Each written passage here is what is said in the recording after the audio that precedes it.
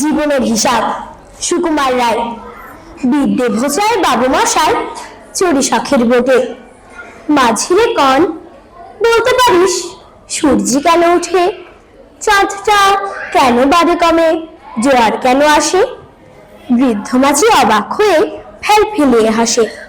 বাবু বলেন, সারা জনম মন্দিরেতেই খাঁটি, জ্ঞান বিনা তোর জীবনটা যে চারি আনায় মাটি। খানিক বাদে কহেন বাবু, বলতো দেখি ভেবে, নদীর ধারা কেমনে আসে পাহাড় হতে নেবে? বলতো কেন লবণ পোড়া সাগর ভরা পানি? মাঝি সে কয়, আরে মশাই অত কি আর জানি? বাবু বলেন, এই বয়সে জানিস নেও তা কি, জীবনটা তোর নেহাত খেলো অষ্ট আনায় ফাঁকি।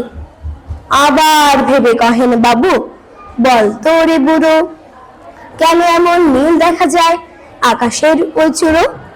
বলতো দেখি সূর্য চাঁদে গ্রহণ লাগে কেন? বৃদ্ধ বলে, আমায় কেন লজ্জা দিয়েছেন হেন? বাবু বলেন, বলবো কি আর, বলবো তোরে কি, তার দেখছি এখন জীবনটা তোর 12 আনায় বৃথা। খানিক ভাবে ঝড় উঠেছে, ঢেউ উঠেছে ফুলে, বাবু দেখেন নৌকোখানি ডুবলো বুঝি দুলে। মাঝি কন, এ কি আপদ, ওরে ও ভাই মাঝি, ডুবলো নাকি নৌকো এবার, পড়বো নাকি আছি? মাঝি সুধায়, সাঁতার জানো? মাথা নাড়েন বাবু। মূর্খ মাঝি বলে, মশাই এখন কেন কাবু? বাঁচলে শেষে আমার কথা হিসেব করো পিছে, তোমার দেখি জীবনখানা শুনো আনাই মিছে। ধন্যবাদ।